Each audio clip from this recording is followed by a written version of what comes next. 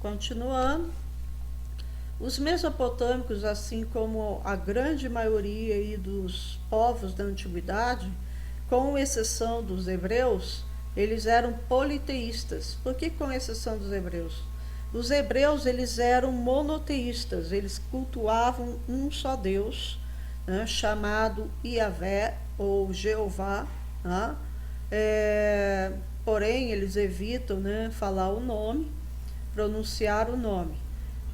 Mas isso fica aí para quando eu for falar sobre os hebreus para vocês. É uma história bem interessante. Os hebreus é o povo da Bíblia. Os mesopotâmicos, então, eram politeístas, cultuavam diversas divindades, né? Xitar, Moloque, eu acabo esquecendo o nome deles, né? Shamash, eram as principais divindades. As divindades para eles estavam relacionadas às forças da natureza, mas também aos astros, como planetas, né? O Sol, a Lua, representavam divindades para eles. Eles não conseguiam explicar esses astros, né? Não conseguiam dizer realmente o que eles eram. Então, eles acreditavam que era uma representação das suas divindades. Responsáveis, por exemplo, pelo calor do sol, pela claridade, pelo dia, a lua responsável aí pela noite, né, por iluminar a noite, e também responsáveis por uma série de benefícios que eles trazem à natureza. Assim também como as constelações, né? Mas eles também tinham divindades relacionadas à fertilidade do solo, divindades relacionadas à guerra, divindades relacionadas às profissões, né, como do artesão, a profissão do ferreiro. Então eles tinham essas divindades que representavam, vamos dizer, né, o cotidiano deles e as suas funções. Eles construíram grandes templos. Esses grandes templos começam a ser construídos lá pelos sumérios, né? Os sumérios, eles, gente, influenciaram muito os outros povos da Mesopotâmia, influenciaram bastante. Então, eles tinham uma forma de construir os seus templos de forma piramidal, em degraus, tá? Então, era uma forma de pirâmide em degraus, como vocês podem ver aqui, ó, no desenho. Havia basicamente duas escadarias, né? Uma lateral e outra, né, frontal, que é a principal, que levava até realmente o templo. O templo ele ficava no alto do zigurate, tá? Aqui dentro que ficava o templo, e aqui, olha, eram bases onde eles estocavam, servia de armazém, estocavam, por exemplo, os cereais, né? Parte da produção que era paga como forma de imposto. E quem fazia a cobrança, eu já falei para vocês, quem fazia a cobrança desses impostos eram os sacerdotes, por isso que ficava ali no zigurate, no templo, vamos dizer, esse armazém, né, esse silo, né, onde eles estocavam os seus cereais. Os zigurates, tá? Ele praticamente, gente, não existe, com exceção desse aqui, né, que sobrou, tirando a parte de cima, né, que acabou se desgastando com o tempo, e também é uma região de intensas guerras, de tempos em tempos temos guerras ali, e o material usado é que explica, né, o desaparecimento da maior parte desses templos. Eles existiam em quase todas as cidades-estados da Mesopotâmia, mas eles desapareceram por causa do material usado, que é de tijolos, tá? Tijolos de argila, e é uma região que tem intensas tempestades de areia, mas também as muitas guerras, que acabou desgastando, foi desgastando, até que elas desapareceram, né? E outros povos que chegaram também dominaram, e aí faz uma série de, vamos dizer assim, né, de reforma, derruba, constrói outras coisas, e vai para aí afora, tá? Como eu falei para vocês, o rei ele era o líder do governo, mas ele também era o líder religioso e o líder militar, tá? Então ele era considerado aí o representante dos deuses, mas também ele era considerado, né, o sumo sacerdote de todos, ou seja, o chefe de todos os sacerdotes, o sumo sacerdote da religião. Aqui dentro do templo eles realizavam, né, os seus ritos, que só poderia entrar ali quem fosse sacerdote ou o próprio rei. Tá? Fora do templo, na parte de cima aqui, olha, vamos dizer, né, no teto, na laje do templo, eles faziam as suas observações astronômicas. Então era lá que de noite o sacerdote também, então o sacerdote ele podia ser um funcionário real, ele poderia ser um astrônomo, então ele que fazia as observações dos astros, ele conhecia muito bem a posição desses astros, ele inclusive ele conseguia prever eclipses solares e lunares, tá? E ele, porque ele acompanhava o dia a dia na observação a olho nu, o andamento, né, das constelações.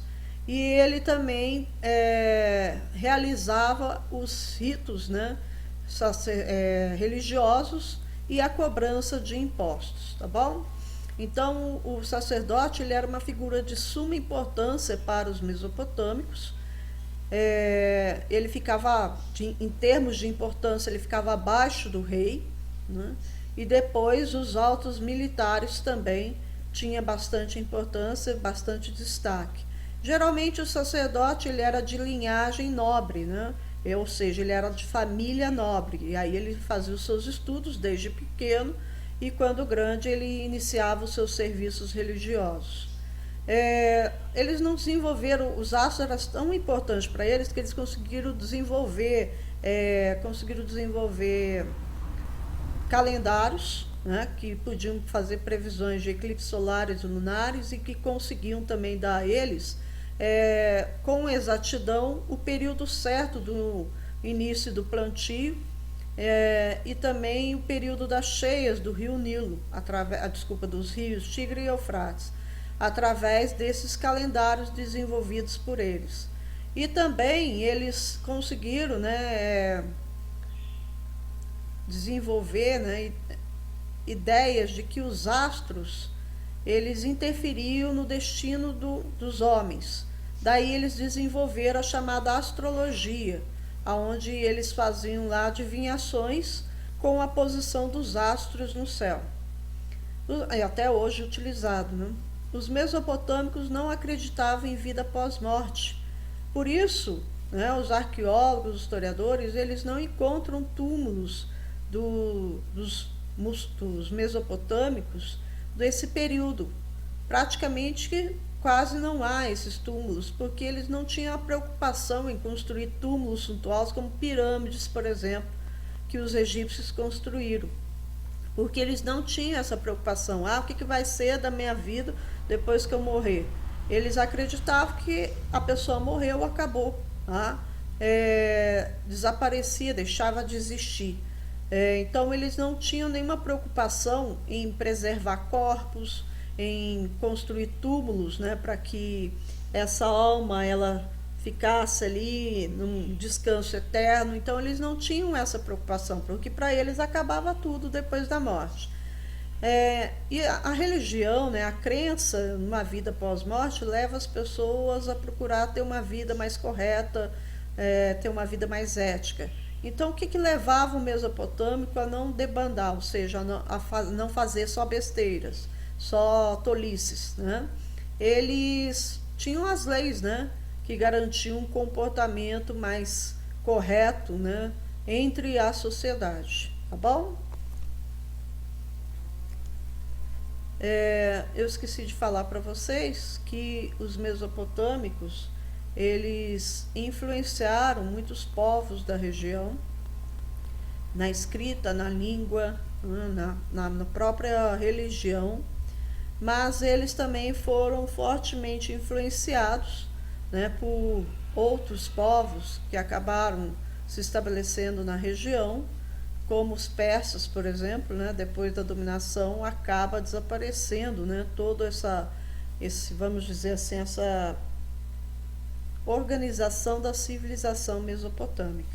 Ok, gente? Se vocês tiverem dúvidas, esqueci de falar antes de terminar. Eles eram bem avançados na agricultura, eles construíam sistemas de canais que levava a água até a área de plantio, fora do período da cheia. Tá? Então eles faziam esse transporte da água até a área agrícola, e eles trabalhavam basicamente, né, todo o período. O camponês ele tinha uma vida muito dura entre os mesopotâmicos, assim como no Egito. Eles trabalhavam praticamente de sol a sol, não tinha nenhum dia de descanso na semana, e eles tinham que trabalhar muito para pagar o uso da terra. A terra não era deles, tá? Do camponês. A terra pertencia ao nobre ou ao rei ou ao estado.